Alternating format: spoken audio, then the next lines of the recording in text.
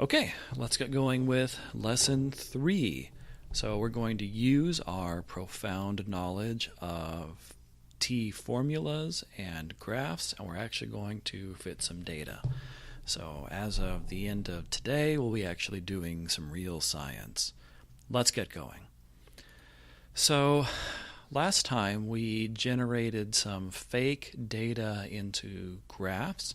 Let's do that now, but let's have this kind of be a challenge for us so we can get some data to fit. I'm going to take our file from last time and let's call this fitgraph.c.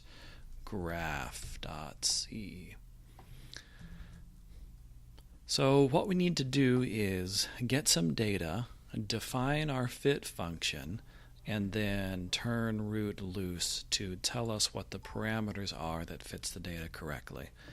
We'll talk a little bit about why this is a really hard thing to do and why root is so awesome at it. Okay, so let's figure out how we want to set this up. Let's make a few data points. We don't want too many. And let's use this to calculate a x and a y value. So let's define a double x and y, and then we'll say x equals I divided by 10, and we'll say, well, 10's probably too many. Let's do 0.5 times I. You think I would have learned to come up with these functions ahead of time, but nah, there'd be no fun. So now what we're going to say is y is going to be some simple function of x, but we'll throw in some random noise. So let's start off with something linear. So something like a slope times x plus an offset plus some random noise. Okay, so let's make a simple slope, 4 times x, with some kind of offset. Let's do plus 2. And then, to make life interesting, let's just throw in a little Gaussian noise here, a mean of 0 and a width of 1. Okay, so now I can say set point xy and close my for loop. So we'll generate 10 data points that are linear with a slope of 4, a intercept of 2, and a little bit of random noise. Let's take a look at what this looks like. Okay, so .x fit graph. Okay, so I've got a line. It's clearly not perfect. There is a little bit of wiggle going on. So now we can try to figure out how we're going to fit this. So with root, we can define functions that have unknown parameters that root can fill in for us. So let's figure out how this is going to look in our code. So let's define the data in our graph, and let's clean this up a little bit. Now what I'm going to do is when I start to write code that is more than a few lines long, I like to have things pretty well organized. That is, I like to do all my calculations at the top and then all of the graphing at the bottom. So define fit function. Okay, f equals new tf1, and it's got a name, f, and now we'll do a function. So I'm going to define a linear function now in the simplest way. So that is saying an unknown parameter 0 in the square brackets times x plus an unknown parameter 1. And then I can define what the range is, so we'll go from 0 to 5. That may or may not matter. I'll show you how in a little bit. So now what root's going to do is when I tell it to fit, it's going to be able to freely adjust my parameters 0 and 1, but you never want to test code until you know the right answer. And so now that we know that the right answer is the slope is 4 and the second parameter is 2, we know if this is going to work out okay. So what I can do next is say, G, I'm going to take the data in my graph and I'm going to fit it. So let me show you what our options are here. So when I fit, my options are a pointer to a function or a string that has a formula in it. Well, I happen to have a function sitting right here, and that's all there is to it.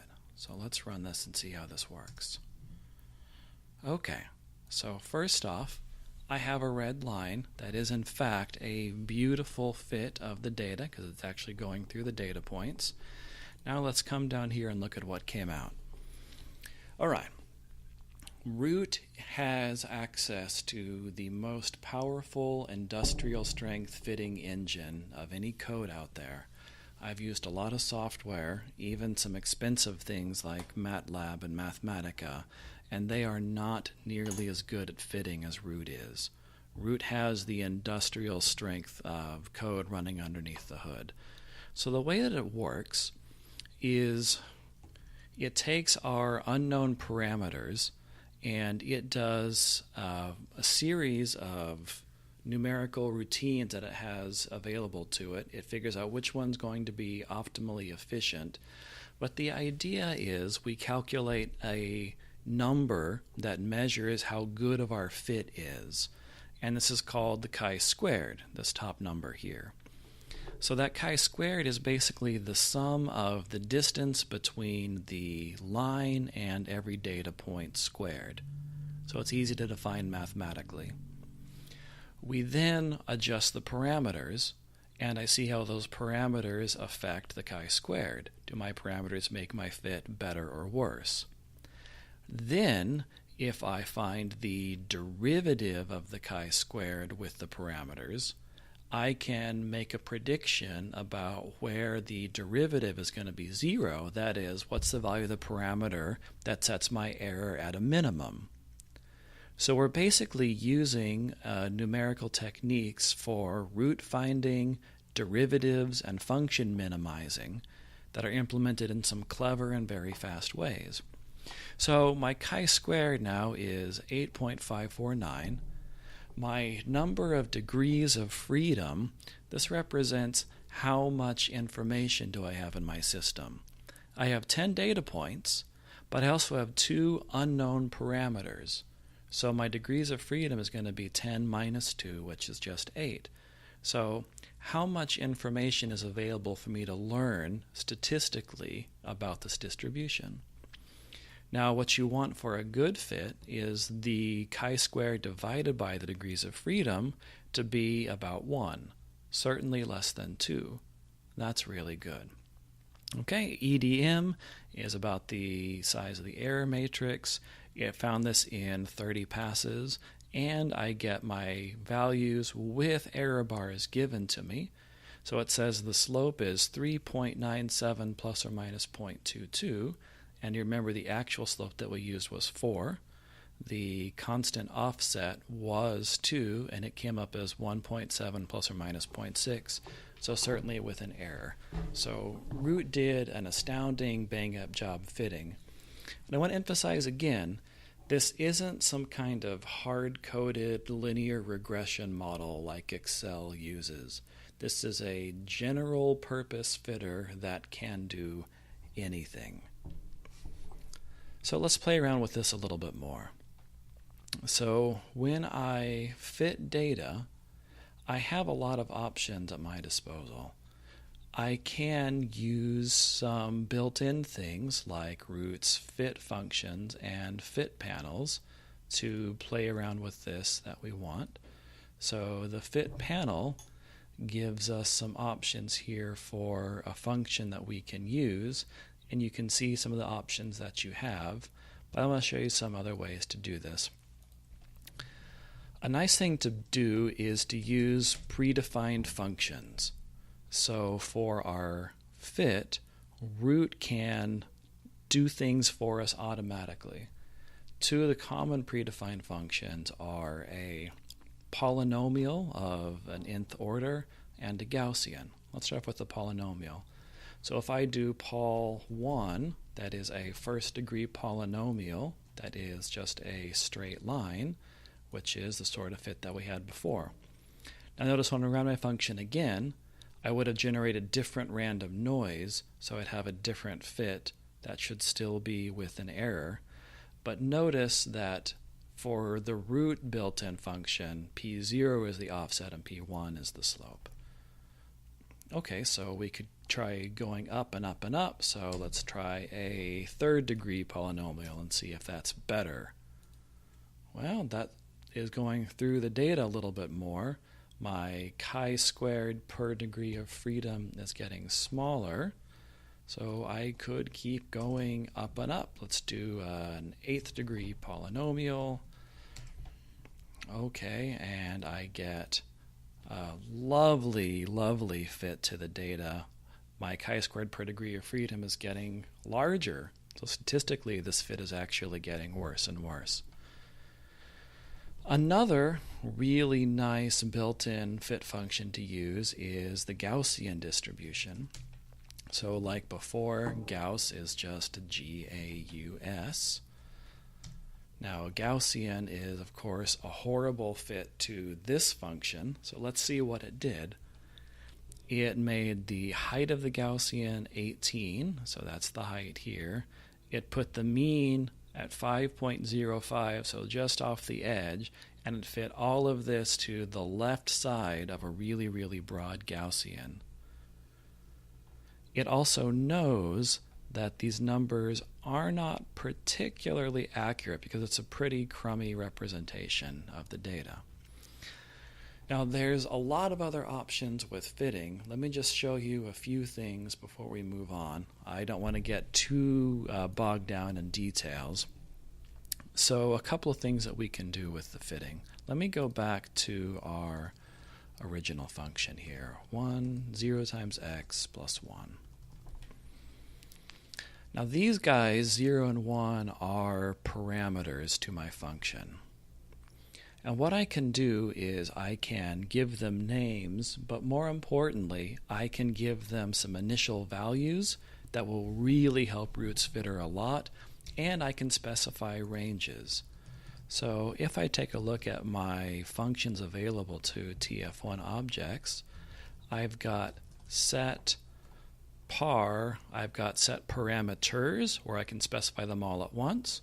I've got set parameter where I can give just the ith parameter, and I can set parameter limits and errors and names. Okay, so set par names. So we can do that here. So f set par names, and we can say slope offset. We can also come down and give it some default values, set parameters, and let's just tell it what the parameters are.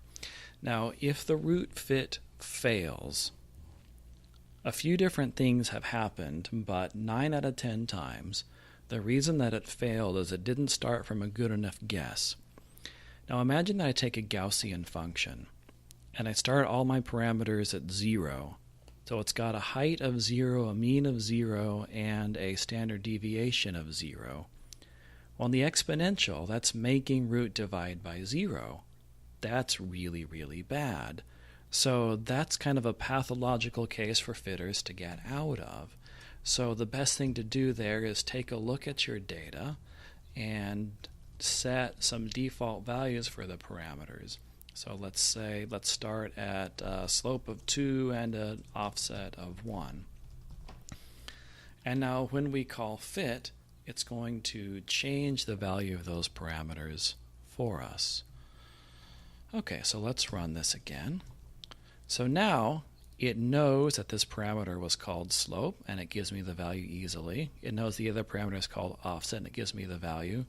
So I could always, in my code, come back later and type get parameter. This would be the 0th parameter. This is the first parameter.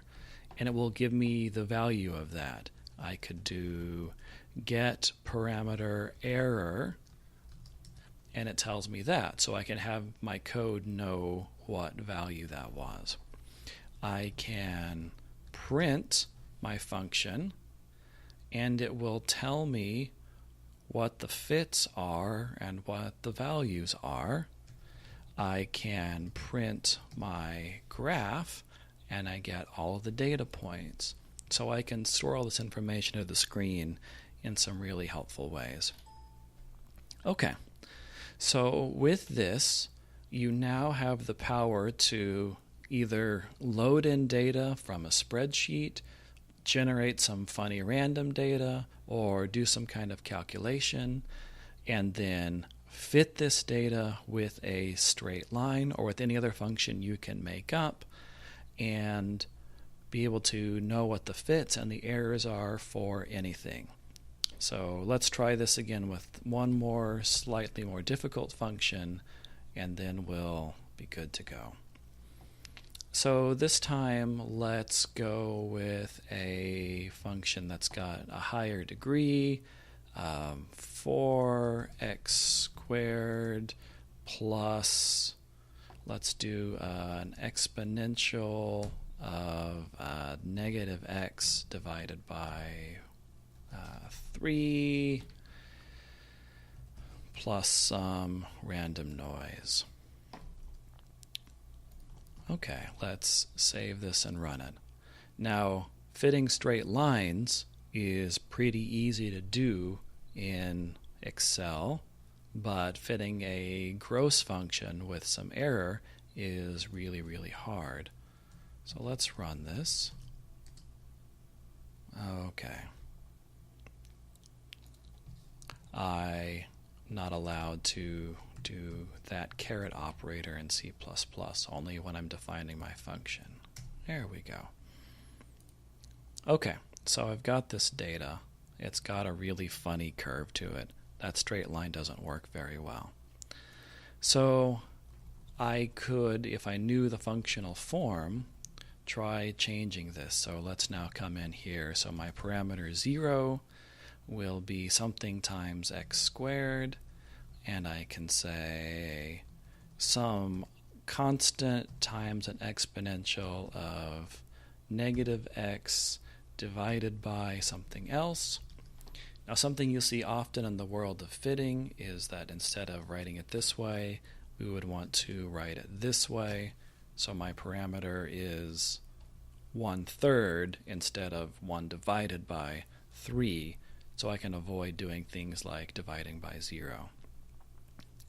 Okay, I am now going to change my parameter names. So we've got the quadratic term, we've got some kind of like amplitude and some kind of like decay term inside, and I don't really want to venture a good guess here, so let's just set things to 1.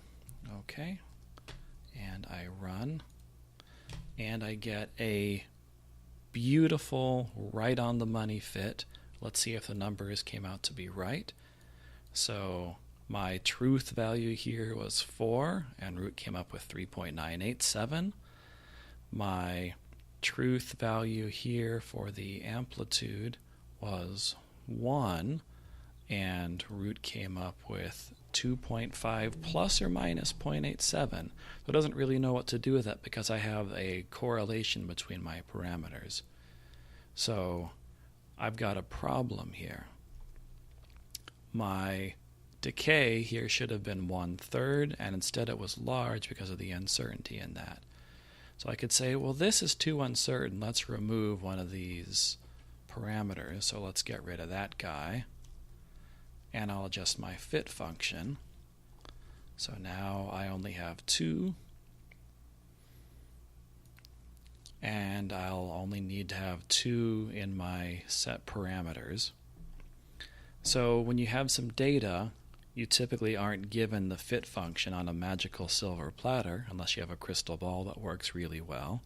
So you can try some different things, check how the chi-squared per degree of freedom are going, and check how these errors are going. And if these errors are too large, then you're going to want to simplify your function. Okay, so we've run. We get a pretty good fit. My quadratic term was 4. The other term was 1/3. And we have values that are getting to be pretty close to the right answer. So that's going to be all we're doing for the fit for today. What we're going to do for our next section is talk about the most important and most used data set of root, and that is histograms. We'll then try to fit some Gaussian histograms and some other things, and you will have amazing amounts of power to use for good and not for evil. See you next time.